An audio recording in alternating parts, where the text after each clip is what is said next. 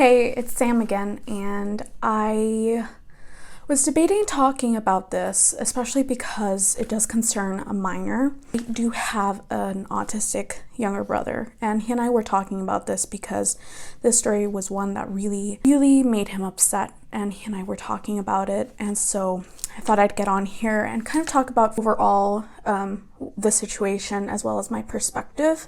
Maybe to add a little bit of a warning, I will be talking specifically about this case and these parents. I'm not speaking about every parent who's ever had problems or issues with adoption and rehoming. So Mike and James Staufer, they have like a joint family vlogging channel. I won't quite get into family vlogging too much in this video, but they did upload a video called An Update on Our Family, where they discussed that the child that they had adopted from China almost 3 years ago, that they had decided it was no longer a good fit for them, and that they could no longer properly take care of him. They got him back into the foster care system, and he has since been in a new home. And I think there is some evidence that might have just been on Twitter, some evidence that the foster care family that he ended up with, is in the process of adopting him fully, which I really hope that's true, especially because special needs children are the most susceptible to ending up circling around in the foster care system. Looking back on the vlogs, because mom really did publicize his adoption, and it was a main focus of their channel, it seems like from the very start they had a lot of problems connecting with him. They claim that it was professionals. So here this is where I really want to be sensitive, because I think this is where a bit of the fighting goes on.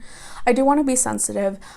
They claim that it was professionals who recommended that they do this. I'm just going to talk about from what I've read, from what I've heard. It does happen that kids can have detachment disorders, but professionals don't typically recommend rehoming. Usually in really severe cases, children are put into residential facilities, or they have a one-to-one aide who can come in and help. Finding a new family is not typically a recommendation. However, that's not to say that it doesn't happen, and when it does, it's really sad. So I do want to be sensitive to that. However, from the very beginning, it seems like there was a lack of realism when it came to the adoption process. They say now that they didn't know what they were signing up for, and how they imagined this picture-perfect life with their adopted child. And that just really demonstrates a really childish way of approaching this. Myka discussed adoption very openly on her channel. She really involved the audience. She pretty much crowdfunded a lot of the fees, the trip to China, and really emotionally involved her audience. And I think here we really have to talk about exploitation and exploiting children for channels, because the videos talking about adoption, they're sponsored. Another thing I did to try to help our bond was I decided to use Dreft baby detergent. I can still feel like I'm snuggling that brand new baby, and I get that baby scent that I never got from my son. So a lot of money was made on there, which, I mean, we can have different opinions on people's ability to do that. Here's the thing, she talked about respecting his privacy, right? But they took away his privacy in service of these videos. Honestly, we as an audience know way more about this child than we should. So let's be abundantly clear that his privacy was not their main concern. Up until people were being critical and were upset about this situation, in which case using basically his privacy as a shield, now we don't want to talk about this. So this is where I'll get into my experience as a sibling of someone with autism. My younger brother is mid to low functioning autistic, and it is tough, which is why I feel a bit of sympathy, because it is really tough. There is a lot of anger, confusion, and overwhelm, and that I'm sure he was going through. My brother was violent violent as a child, and at the time we didn't know what it was. It was so difficult to live with. But here's the thing, he was my brother, and he was my parents' son. And when they are your family, go to the ends of the earth.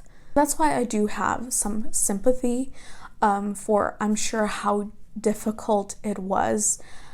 However, no family whose child is born with autism, was ready or asked for it. Because when Myka and James decided to adopt, they decided to go the route of going with a child who had developmental delays, medical issues, something that would make it more difficult to get adopted. So it's really important for people going into adoption to be honest and realistic and not see the future in rose-colored glasses.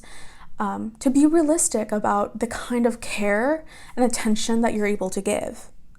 And unfortunately, this child has to pay for their childishness. She states that they weren't prepared to have a child with these developmental delays, even though she put on the application that she was. So on these applications, there is a list of potential, issues or problems and things that could go wrong, if you will. And she checked off the vast majority of them because she was a nurse and she, I guess, thought she could. So she agreed to that list. I'm sorry, it's actually worse than that. They were warned by health professionals that this would be a really tough case for them to take on, but in their almighty wisdom, they felt that they would be fine and that they could do this, despite warnings and professional input. Almost discouraged us from adopting him, like saying that this is going to be severe, this is going to be a lot, we don't know what unknown elements could be. When I heard all of the things that doctor was telling us, it kind of went in one ear and out the other. And in talking about how she got ready and things like that, she said she went on Google and watched these videos of developmentally delayed children, and that she didn't think that it would be that hard, and she felt or thought that he'd be able to catch up and eventually catch up to where he was supposed to be, which is insanely childish. So adoption wasn't going as smoothly as they thought it would. And while there may be something to say about the adoption process, especially the international adoption process having more reality checks than it does, that does not excuse this honestly childish behavior. I know this is something that's been brought up.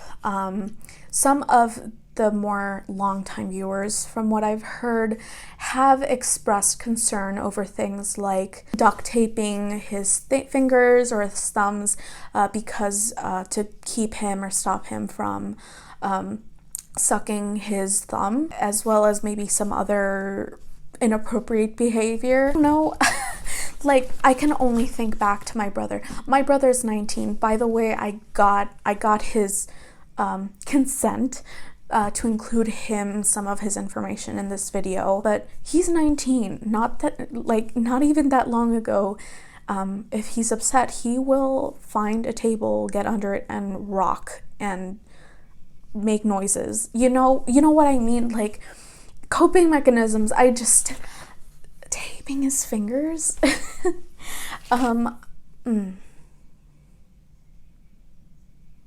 So now this entire process is going to irreversibly traumatize this child. And it's all on the internet for the world to see. So I hope he is now with a family, or he will soon be with a family who are realistic in the care that they're able to give to him, and who treat him like a biological child.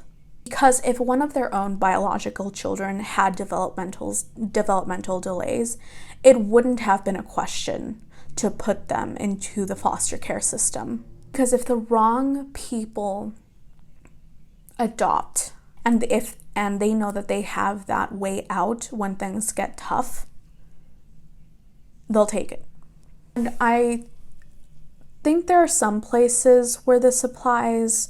But I think, and I hope, I hope it does here, where if you rehome a child, you're not able to adopt again. I hope that's the case here. So I guess to wrap it up, it seems like they wanted to have an adopted son who had something going on, but not too bad that it really inconvenienced the family dynamic and their image. And once things just didn't meet expectations and it just wasn't what they wanted anymore, you know, they got rid of them. So that's all I have to say. Thank you so much for watching. As always, let me know what you think. Let me know, especially let me know where you think I'm wrong. I think that's where we really move forward. Thanks so much. Have a good one. I'm losing light. And I'll see you soon. Hopefully I did try doing a video, but I suck. Bye.